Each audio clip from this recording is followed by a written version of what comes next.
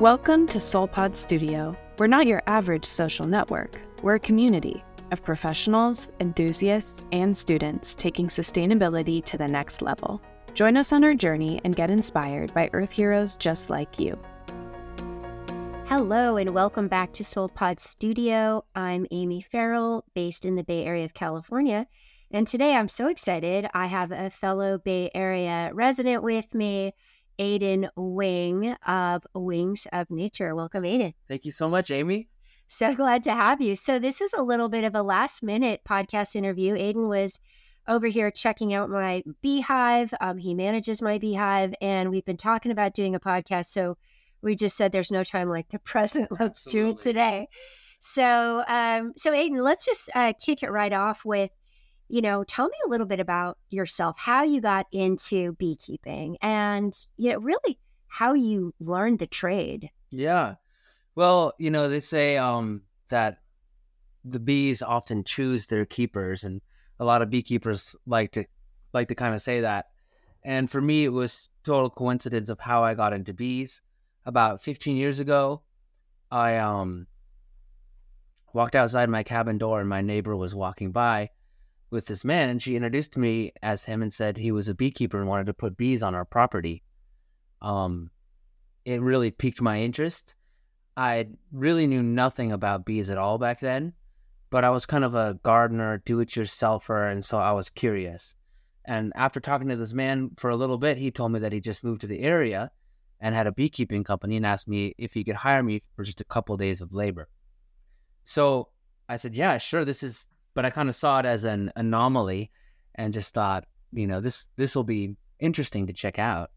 And I went to work for him just for a few days, and that was it. I was hooked. And he offered me more and more work, and slowly I stopped doing the other work I was doing and became a full-time beekeeper. Wow. So in a way, it was almost like an apprentice situation, right? Yeah. You're working kind of under him for a while and yeah, absolutely. learn from him. So really working for him, one of the most fantastic parts was that I learned from him. I learned from all the other beekeepers that we did business with or collaborated with. But most importantly, it just gave me a lot of time with bees. And so, people who are keeping bees, a hive or two in their backyards, are seeing those on every few weeks or every month.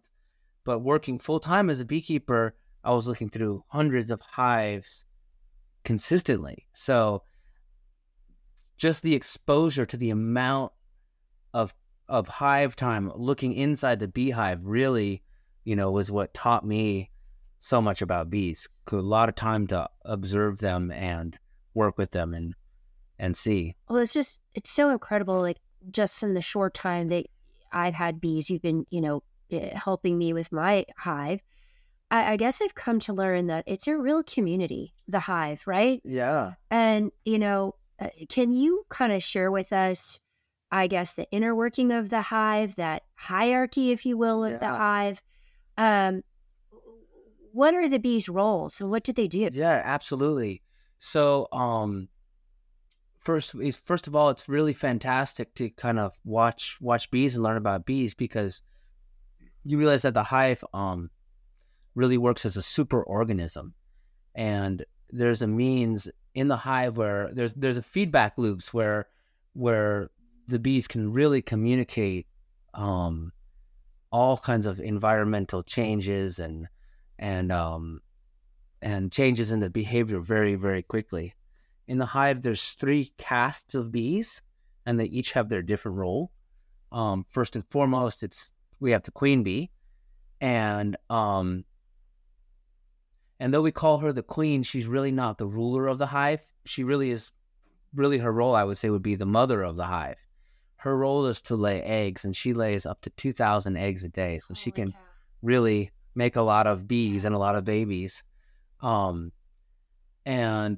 then there's the worker bees. The majority of the hive can have 60,000 individuals. The majority of them will be worker bees. Worker bees are infertile female bees, and they're capable of all the kind of inner workings of the hive, as far as building the beeswax comb, feeding the young and caring for the young, caring for the queen, defending the hive, foraging for honey or for pollen, and so they really do all the work in the hive. Hence, they're the worker bees. And then we have the drones, which are the only male bees in the hive, and really their only job is to mate with new queen bees, and they kind of have a very laid back life, but they're very seasonal. They start raising them in the early spring when they're ready to make new hives and make new queens. And as soon as fall comes around, the drones are kind of sent out the door and they stop raising them. Gotcha. And I guess maybe you can explain too, because I know you said that the queen bee is laying so many eggs. Like what's the life span of these bees? Yeah, so a worker bee, it's interesting. A worker bee can, in the summer and in the busy season, will typically only live about 6 weeks. Oh, gosh. And they come out of the hive and, or they come out of their cells when they're first born, and they immediately start cleaning up after their cells. And one of their first jobs when they're really young is feeding the other larvae. They have a special gland in their head called the hyperpharyngeal gland, and it's really prominent when they're at a young age, and they can consume honey and pollen and make a food through that gland that they then feed to the young bees. But as they grow, they kind of go through the different jobs of the hive, and as they become older, they all become foragers and go out into the field foraging for honey or for pollen. And once they're doing that, they're kind of using so much energy and going so fast that they literally kind of ride it till the wings fall off, and they just go and go and go till about 6 weeks of age. Wow. But there's a constant replenishment of bees because that queen's laying, 2,000 eggs a day, and replacing the older bees consistently. But something interesting happens when summer turns to fall. It starts to get cold and flowers stop blooming. Is that those same worker bees who only live about 6 weeks then metabolize the pollen that they've been feeding to the young and store certain proteins in their fat bodies, which enable them to live about 6 months. Oh. So they kind of shut their metabolism down a little bit. Almost hibernating. Almost hibernating. Yeah, we call it clustering. They shut their metabolism down. They cluster into a big ball to stay warm through the winter months, and those bees on their fat bodies with all that proteins and stuff can live for about 6 months. That's incredible.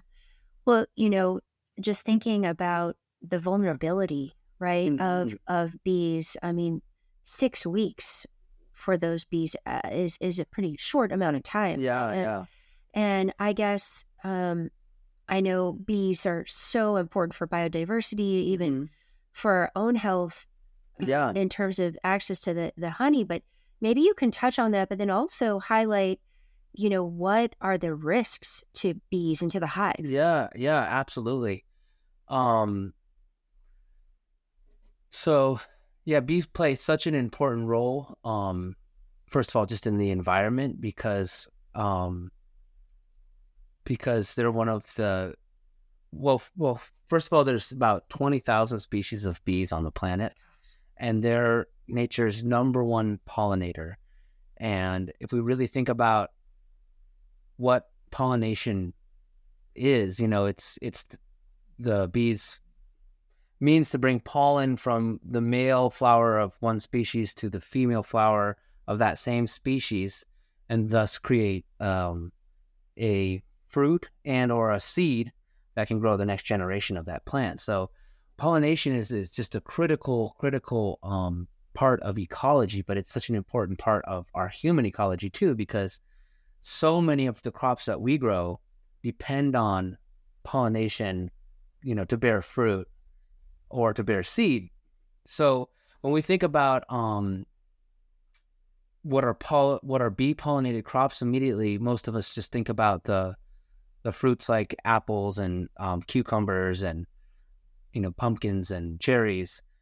But what we don't think about is the crops that are like lettuce or radishes or onions, because we don't think of them as bee pollinated flowers, because they don't really make a fruit, and they don't need to flower to harvest lettuce or to harvest an onion or a radish.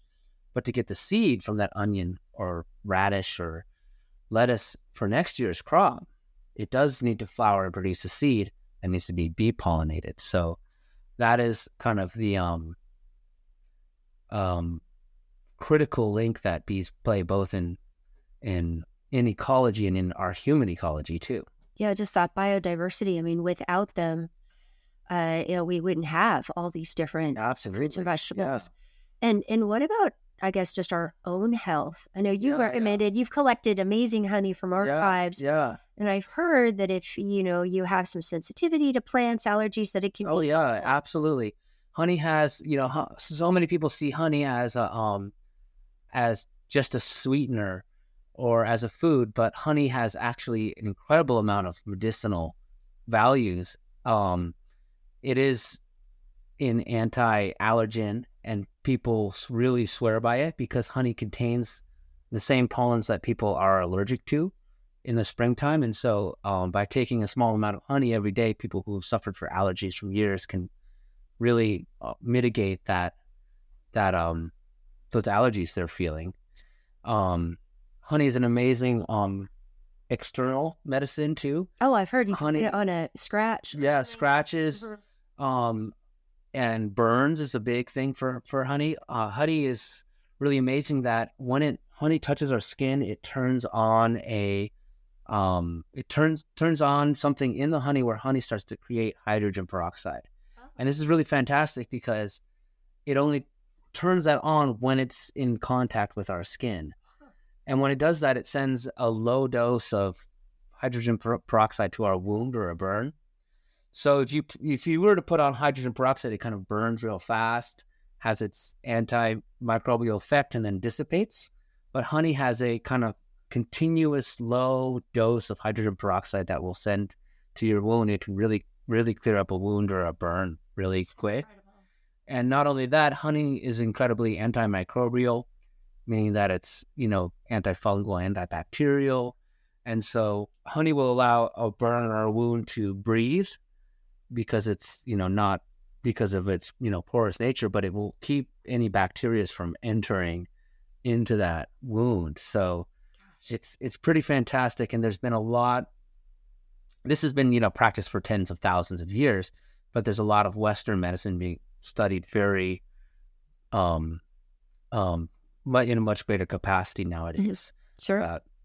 About honey as a for wounds and burns. Yeah. No, I know I've seen, just in the drugstore, you'll see different types of honey ointments. Yeah, absolutely. So Aidan, you've talked about, clearly the benefits of bees to biodiversity, to our own health. But I'm still concerned about these vulnerabilities. I mean, we've seen in the media, the harmful effects of pesticides, right? Mm-hmm. For example, or even mass agriculture, where we have one crop for, hectares and hectares. So, maybe you can talk to what the risks are to the hive, their vulnerability, and then bring it down to what we as individuals can do to help the bees. Absolutely. So it's kind of no secret that bees are struggling worldwide, and most people are quite aware of that now. It seems to me that the media always wants to try and find one thing to pinpoint as the cause and effect of what is harming bees. But the truth of the matter is that there's a multitude of things affecting bees, and it's the entropy of those things together that are having such harmful effects on bee health. And like you mentioned, a lot of those are pesticides, poisons, nutritional deficiencies caused by industrial agriculture, by urban sprawl, by climate change, as well as parasitic mites, diseases, and viruses that are affecting bees. Our human relationship with bees goes back tens and tens of thousands of years. Even before us humans were beekeepers, we were depended on honey as an important part of our ancestral diet. So we were honey hunters, meaning we'd find beehives and harvest their honey. And when you say the word hunter, it kind of gives the image of finding something and killing it. But when we were honey hunters, we weren't killing the bees. We had a relationship with the bees. And if you look at a lot of ancient cultures, there's so much reverence for bees all worldwide. And then about 10,000 years ago, we started actually keeping bees in hives. And so kind of our relationship with bees goes back tens and tens of thousands of years. And honeybees are very environmentally sensitive.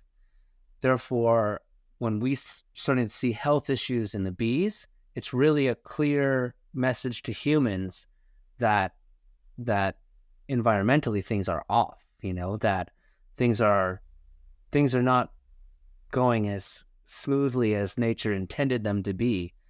And so I think bees are really a powerful tool to humans to really look at our environment and look at the changes that we're making that are having the effect of, health effects on honeybees. If our honeybees are in trouble, we're the ones that are really in trouble. Oh, yeah, definitely. Yeah. I mean, and it's so inspirational that you took this on as a full-time career. And it's probably a good time to ask you a little bit about Wings of Nature. Yeah. The fact that you help people keep bees in their own backyard. Mm-hmm. And I'm sure there's a lot of resources for people who live outside the Bay Area or in other parts of the world. Yeah, absolutely. For someone who's interested in protecting bees in that way, I've even seen, in some cities, they have, bees on the tops of apartment buildings and other buildings. Yeah. Maybe talk about, why you started Wings of Nature, and then how can we find, people like you in other communities? Yeah, absolutely. I started Wings of Nature after working for the beekeeper I worked for. I just had a different way that I wanted to do things. Kind of a more environmentally minded business, and I really wanted to focus more on raising queens, and queen breeding to me is also a big part of a kind of environmental solution for bee health, of finding bees that are really resilient and such and so forth. And so I've expanded to raise honey. I raise queens, and I sell beehives to a lot of hobby beekeepers, as well as I help people maintain their hives like I do in your backyard. Yeah, it's fantastic. My 2 hives have just done so well. It's been so Yeah. great when you collect the honey, knowing it's coming Right from your own backyard. your backyard. Exactly. Yeah, absolutely. So there's a lot of resources all over the country and all over the world.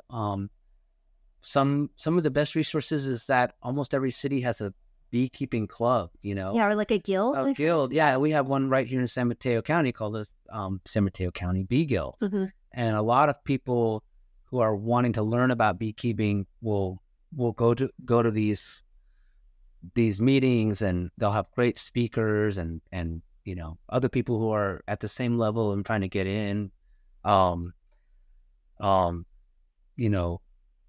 Opportunities for mentorship or ways to connect with people like me who do it for people who don't want to actually, get sticky and get stung. So Yeah, sure.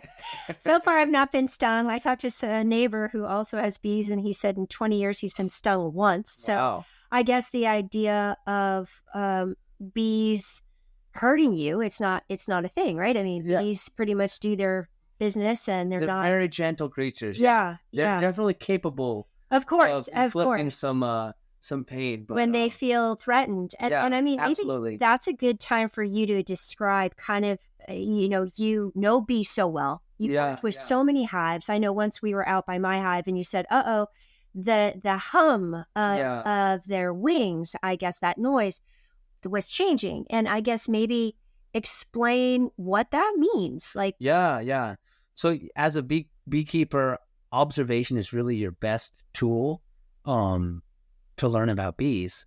And I think one of the reasons why so many people take up beekeeping as a hobby or as a profession is that being around bees is a very calming kind of experience. When you're working bees, when I'm driving around in between hives, I'm thinking about business, and I'm thinking about kids, and I'm thinking about life, and I'm thinking about the oil change. But as soon as I open a hive, I'm completely all that stuff has gone away, and it's just me and that hive. So you really learn to use observation as a great tool. So from the things that you see, from things you smell, and from things you hear, really can tell you a lot. And so after years and years of hives and hives of practicing this observation, you can tell little subtle differences. For instance, maybe you're in a hive and you hear the buzz, and it's very gentle and kind of meditative, and then something changes in pitch, and you can tell that they've become a little irritated. And so if you can pick up that small kind of stuff, then you can say, all right, well, let's just put the hive back together and close it up and leave them be done. Yeah. If you can't observe that, then you might get yourself in situations where you disturb the hive a little more. Yeah, no, it's. I mean, from my perspective, the mindfulness or the connection to nature is just observing more flowers. Absolutely. So I think it is about stopping and slowing down and smelling the flowers. Yeah, completely. And I'd like to get more involved with the San Mateo County Bee Guild, because it's another way to get connected with your community. Yeah, absolutely. I guess honey is a great, benefit from having the hive. So how often do you collect honey? So as with most things with bees, the best answer is, well, that depends. It depends. But generally, 2 or 3 times a season. Okay. 2 or 3 times a year. Typically, they're making, here in the Bay Area with our kind of Mediterranean climate, we have a winter, but it's relatively mild, and then the flowers start pretty early, like February, March, but it can still be pretty temperament and cold. So usually by April and May, we have our biggest honey flows, but that honey kind of sits on the hive for a while, and then so we'll usually do a harvest by June, and then maybe another one in August, and sometimes even one in September, just to just to wrap things up. So 2 or 3 times a year, depending on things. But there's different ways to go about it too. There's you can go and try and do pull entire boxes of honey off at a single time, and kind of try and do a bigger thing. Or so people who have hives in their backyard, because sometimes we'll just pull a single frame of honey, maybe a couple pounds of honey, and harvest and process that honey, and then they're like, oh, we need some more honey. Just use it as you need it. Use it as you need it. Share with your neighbors. Yeah, exactly. Well, now, are there different grades of honey, or are there ratings, or? Absolutely. The U.S. definitely has a grading system for honey, and I'm not quite sure actually how that works, but I would say some of the things that you'll see, for instance, on labeling of honey is you'll see raw honey as as part of the label, and what that means is honey has enzymes in it, and enzymes are living proteins. So if you take honey and you heat it over 120 degrees, it kills those enzymes. Now those enzymes are an important part of the health benefits of honey.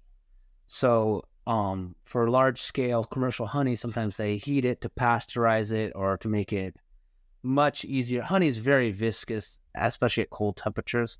So when you heat it up, it becomes much more liquid, much easier to put through a filter, and much easier to bottle or pipe to different tanks and such and so forth. So commercially, they heat honey really, really high, which takes out the enzymes, which is part of the really good health-giving benefits of honey. So if you see raw on a label, that means that it is raw and it has those enzymes.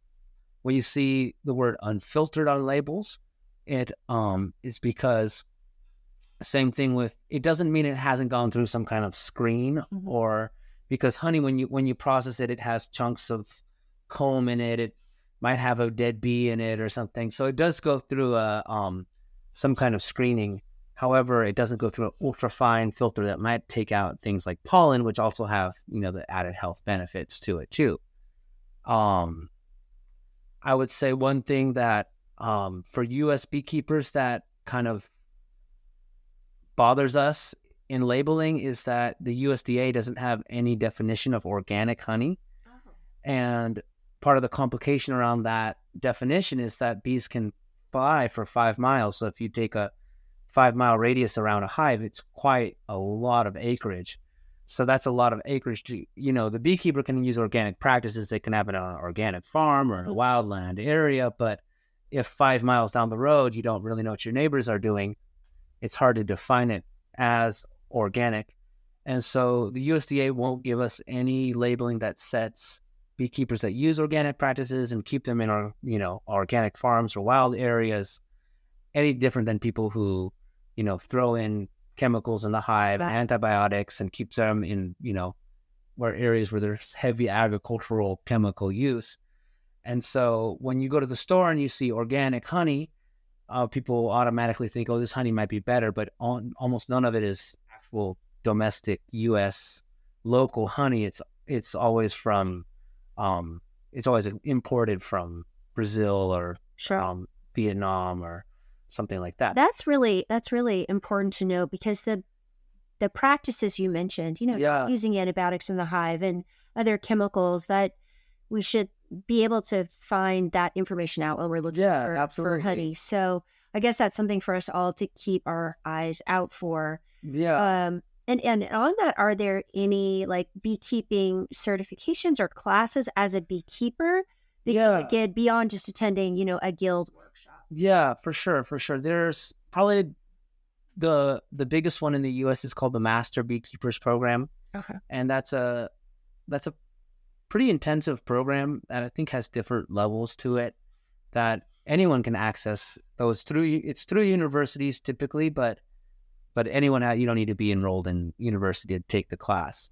And it's a really deep dive into to the practicalities of beekeeping with its certification attached to it. Nice. And so that's a nice program. Other than that, there's lots of, local classes and all over the US, Yeah, sure. I mean, I think globally you have access to, resources to learn about bees and beyond, beekeeping specifically. I know, actually through you, I've met someone who has different honey tasting options, and it's kind of cool if you have an event to have different types of honey and do kind of a honey tasting, and then all sorts of products related to honey and pollen as well. Well, this has been so interesting. I guess we always end the podcast with a kind of funny question. So put on your creative hat for a moment. All right. So if you had a sustainability superpower, what would that be? Okay, that's good. That's real good. Yeah, I think it would be,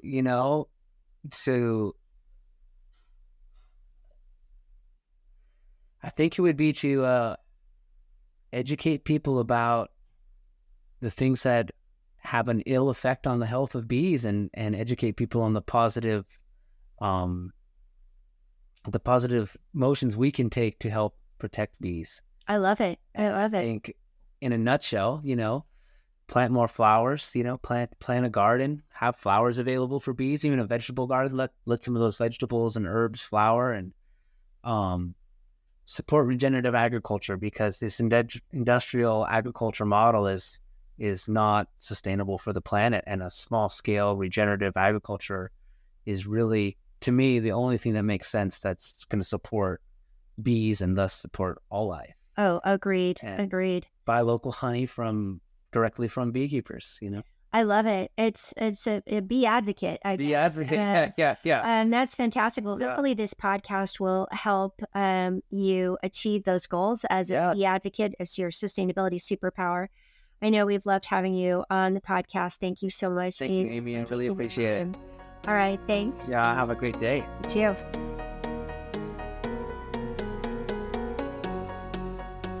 SolPods Studio is made possible by listeners like you.